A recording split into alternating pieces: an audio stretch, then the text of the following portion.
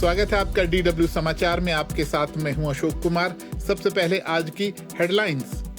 महामारी के दौर में अरबपतियों की संख्या में रिकॉर्ड इजाफा, लेकिन भारत में गरीब हुए 7.5 करोड़ लोग। यूक्रेन रूस तनाव पर चांसलर अंगेला मैर्केल ने की राष्ट्रपति पुतिन से बात। और ब्रिटेन की महारानी के पति प्रिंस फिलिप का निधन। और अब समाचार विस्तार से। फोर्ब्स पत्रिका का कहना है कि इस साल अप्रैल 2021 तक दुनिया को 493 नए अरबपति मिले हैं। इसका मतलब है कि हर 17 घंटे में एक व्यक्ति अरबपतियों की लिस्ट में आ रहा है। इससे साफ है कि सुपर रिच लोगों पर कोरोना महामारी का कोई असर नहीं हुआ है, बल्कि उनकी दौलत लगातार बढ़ी है। दुनिया के 5 सबसे अमीर लोगों में अमेज़न के संस्थापक जेफ बेजोस, उद्योगपति इलॉन मस्क, फ्रांस का बेर्नार्ड आर्नो परिवार, माइक्रोसॉफ्ट के संस्थापक बिल गेट्स और फेसबुक के CEO मार्क जकरबर्ग के नाम शामिल हैं। नए अरबपतियों में 40 लोग ऐसे हैं जो कोविड महामारी से निपटने के लिए बने उत्पादों से अमीर हुए हैं। अरबपतियों की राष्ट्रीय सूची में भारत तीसरे नंबर पर है। अमेरिका और चीन के बाद भारत के सबसे ज्यादा 140 अरबपति हैं। उधर भारत में महामारी की वजह से 7.5 करोड़ लोग गरीबी में चले गए हैं।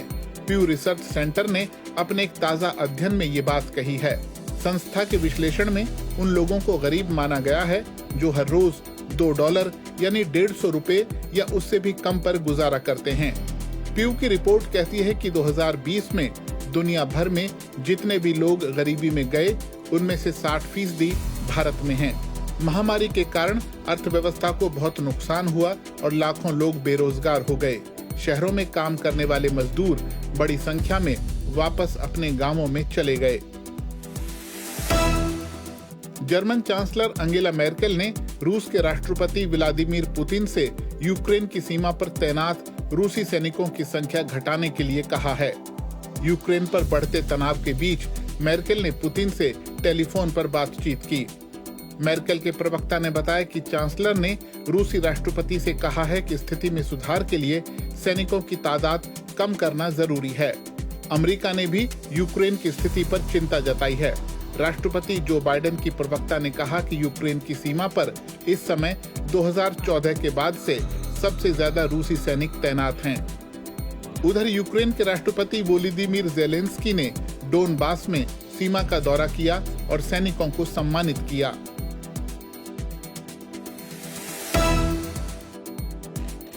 अंकारा में तुर्की के राष्ट्रपति रजब तैयब एर्दोआन से यूरोपीय संघ के नेताओं की मुलाकात के दौरान आयोग की प्रमुख उर्सुला फॉन डेर लायन के लिए कुर्सी न होने का विवाद बढ़ता जा रहा है। मंगलवार को हुई इस मुलाकात में फॉन डेर लायन को अधिकारियों के लिए रखे जाने वाले सोफा पर बैठना पड़ा, क्योंकि वहां सिर्फ 2 ही कुर्सियां थीं और उन पर राष्ट्रपति एर्दोआन और यूरोपीय परिषद के अध्यक्ष चार्ल्स मिशेल बैठे थे। इस सिलसिले में इटली के प्रधानमंत्री मारियो द्रागी ने तुर्की के राष्ट्रपति पर फॉन डेर लायन को अपमानित करने का आरोप लगाया है। उन्होंने तुर्क राष्ट्रपति को अप्रत्यक्ष रूप से तानाशाह की संज्ञा दी। इसके बाद तुर्की ने इटली के राजदूत को तलब कर अपना विरोध जताया। ईरान ने दक्षिण कोरिया के शिप हांगकुक चेमी और उसके कप्तान को रिहा कर दिया है। दक्षिण कोरिया के विदेश मंत्रालय ने शुक्रवार को यह जानकारी दी।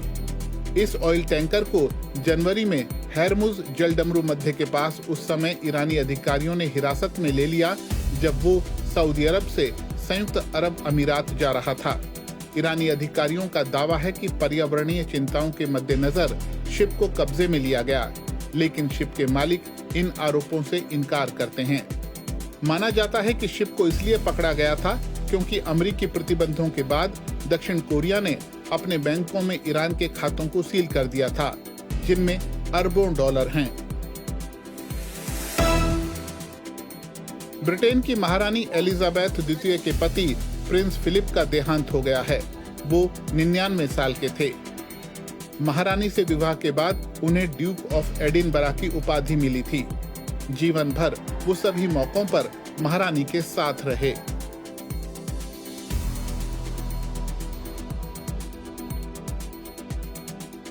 तो बने रहिए हमारे फेसबुक पेज पर और हमारी वेबसाइट dw.com/hindi पर भी आपका स्वागत है। अभी के लिए बस इतना ही।